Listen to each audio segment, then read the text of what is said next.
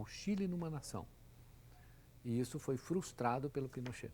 O Estado, assim dito, forte no Chile, por exemplo, depois do golpe militar que derrubou Allende e que instaurou uma ditadura das mais violentas e longas da América Latina, durou praticamente 16 anos, esse Estado era neoliberal. Na verdade, ele liquidou totalmente o setor estatal, privatizou tudo, até a Previdência Social, privatizou o ensino público, etc.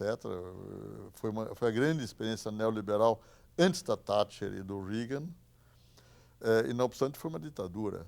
Então, eu acho importante distinguir essas duas coisas. Uns são estados liberais ou intervencionistas do ponto de vista econômico, e outra coisa são estados democráticos ou ditaduras do ponto de vista político. Quando eu uso a terminologia Estado forte e associo isto à ditadura, eu estou, na verdade, fazendo um discurso da direita, estou fazendo um discurso conservador. Eu estou dizendo que o setor privado não tem tantos meios para discutir com o Estado. O que, no caso da América Latina, é uma falácia. Porque realmente os grandes capitais que comandam a economia dos países latino-americanos são capitais estrangeiros.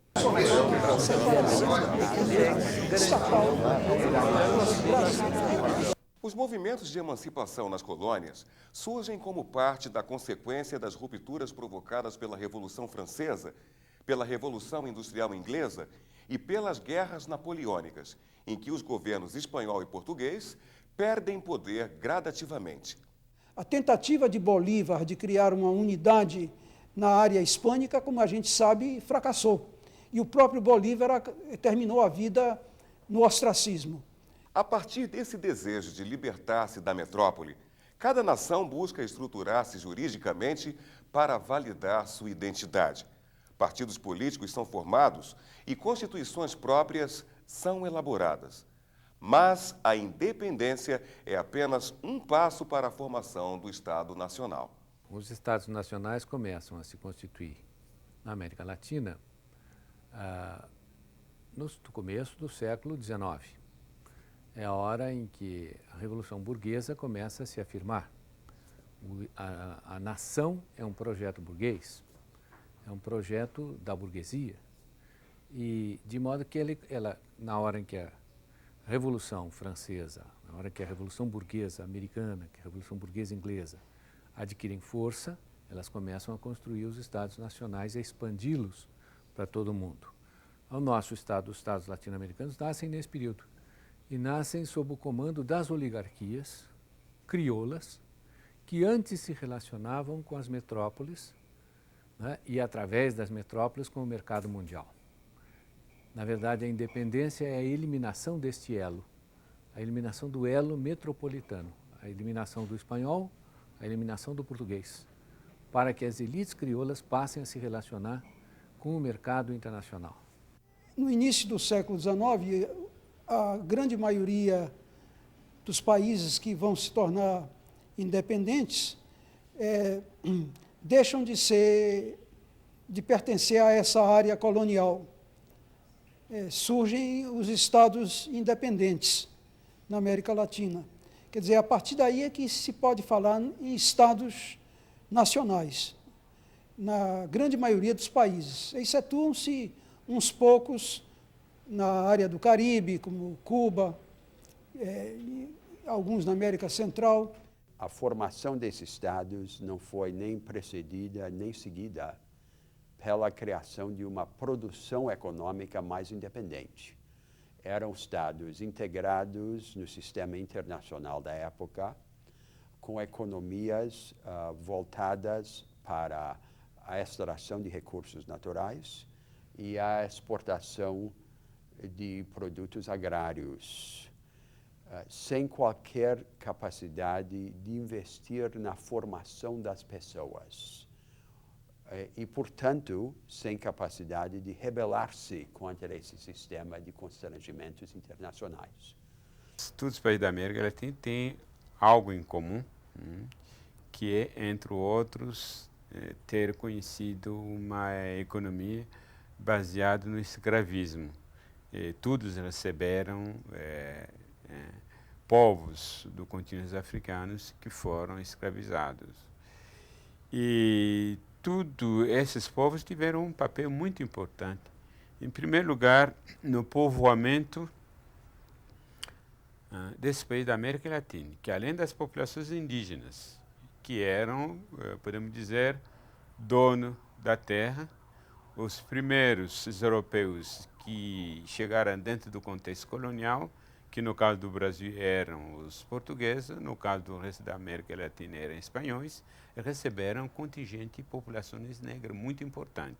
Então, que fizeram parte desse processo da formação dos povos desses países. Os estados que se formam após a emancipação só existem no plano da organização sociopolítica. São nações frágeis, dependentes. O Brasil, por exemplo, organiza-se de forma colonial, estruturando-se com a manutenção do poder monárquico.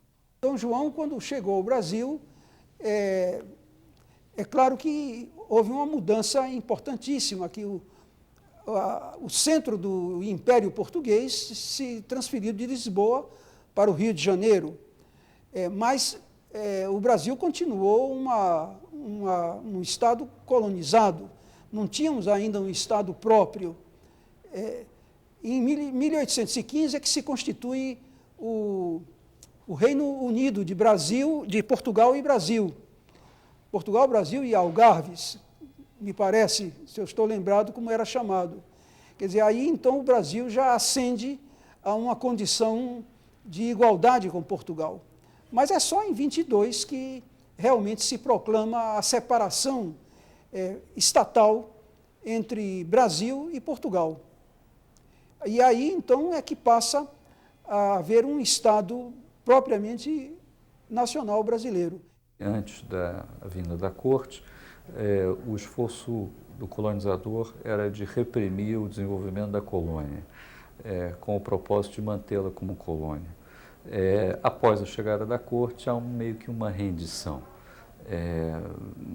Não é possível mais esse tipo de postura, que foi prejudicial ao desenvolvimento econômico brasileiro durante os 100 anos anteriores, em contraste, talvez, com os nossos amigos mais ao norte. A partir daí é que começa, efetivamente, uma colonização positiva. E a independência se segue quase que por gravidade logo em seguida. A independência brasileira e a constituição de um Estado imperial no Brasil, ela se dá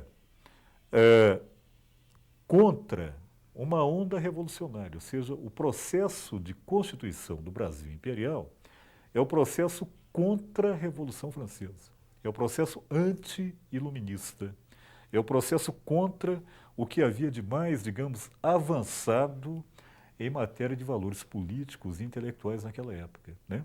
Sendo que, no caso da América Espanhola, foi o contrário. Eles foram mais influenciados pela Revolução Francesa, pelos ideais de democracia e pelos ideais republicanos. Quer dizer, eles foram mais influenciados pela herança iluminista, né? Que é o que era a vanguarda europeia, né? Ao longo do século XVIII e que se prolonga pelo século XIX. Na área hispânica, constituem-se mais de 20 estados. Quer dizer, essa área se fragmenta em numerosos estados. Muitos deles de pequenas dimensões, sobretudo na América Central. Enquanto na área de colonização portuguesa surge apenas um estado, um único, que é exatamente o Brasil. A formação do Estado brasileiro, naturalmente, começa com a independência, né? E nós vivemos durante um período longo, muito conturbado. Dom Pedro I, quer dizer, até Feijó. Feijó consegue, né, unificar o país, né, centralizar o poder, e depois vem Dom Pedro II, Dom Pedro II, desculpe, e todo o período do Império é um período centralizado, não é democrático, mas é liberal e consegue garantir, né, a unidade nacional e segurar algumas e derrotar algumas oligarquias locais. Na maioria dos países latino-americanos, a independência é acompanhada de um processo de abolição do escravismo. A exceção é o Brasil, onde a escravidão sustenta o ciclo lucrativo criado na estrutura monárquica e colonial. Mas no caso do Brasil, veja, manteve-se o império, monarquia, enquanto em toda a América Latina se partiu para a república. Aqui foi uma exceção, uma monarquia nos trópicos, um império no caso. Manteve-se a escravidão quando no restante da América Latina, em alguns países, ela até se intensifica, logo após a independência, caso do Peru. Mas por volta da metade do século passado, quase toda a América Latina já havia abolido a escravidão. O Brasil é uma exceção, juntamente com Cuba, já mencionei, ao esticar a escravidão até quase a entrada do século XX. Por ser uma instituição que existia em todo o território e pelo interesse que havia em que esse território fosse organizado sob a jurisdição de um único Estado para garantir o tráfico externo que era combatido pela Inglaterra e garantir também o tráfico interno, o que interessava muito aos senhores de escravos, com esse fim, era do interesse da classe escravista que o Estado fosse altamente centralizador, que ele tivesse um aparelho administrativo e de repressão fortemente concentrado. E daí o aproveitamento da instituição monárquica. É outra peculiaridade da América Portuguesa, depois constituída em Estado independente, que seria o Brasil. É o fato de ter sido, durante 70 anos, uma monarquia. O que diferencia o Brasil e a unidade nacional brasileira do ponto de vista econômico, ela se deve à escravidão. Vamos ser honestos nisso. O Brasil é Brasil porque era escravista. E por que isso? Porque o Brasil era a única colônia da América, fora os Estados Unidos, que controlava o tráfico de escravos.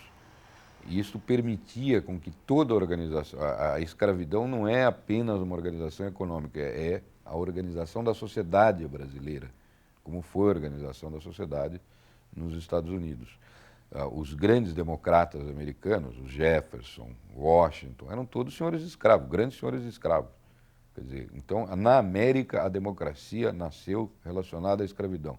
E o Brasil conseguiu ter instituições próprias porque tinha uma economia voltada para a escravidão e tinha o objetivo político de manter a escravidão durante o século XIX afora. Esse era o objetivo político dos conservadores do Império, que foram os que construíram a unidade nacional. E eles conseguiram realizar esse objetivo e de manter a unidade do Brasil, porque controlando o tráfico, eles controlavam a economia. E esse processo é um processo curioso, porque as mesmas elites que eram escravistas, que eram autoritárias, que eram mandonas, é que se tornam os líderes, os chefes, os elementos que comandam a construção do Estado Nacional. E isso gera uma característica da qual nós não nos libertamos até hoje. É que é um Estado, o Estado que surge comandado por essa oligarquia, por essas oligarquias que naquele tempo eram oligarquias rurais, o Estado que surge é um Estado ao mesmo tempo autoritário, mas por outro lado um Estado dependente. A escravidão foi definhando, Depois que terminou o tráfico, o contingente de escravos foi diminuindo, como nós sabemos. Além disso, o movimento abolicionista cresceu, quer dizer, a escravidão foi se tornando uma instituição cada vez menos viável. E, como nós sabemos, ela se extingue completamente nos anos 80 do século passado. Em maio de 88, ocorre a abolição. Há uma série de pressões, no final do século, para terminar com o trabalho escravo. E São Paulo, nesse sentido, o Estado de São Paulo, foi pioneiro com o início da imigração, a vinda de grandes levas de trabalhadores italianos, espanhóis e de outras nacionalidades da Europa para substituir essa mão de obra escrava. E essa iniciativa ela começa um pouco antes do fim do trabalho escravo. Então, o senador Vergueiro tem uma série de iniciativas nesse sentido, nas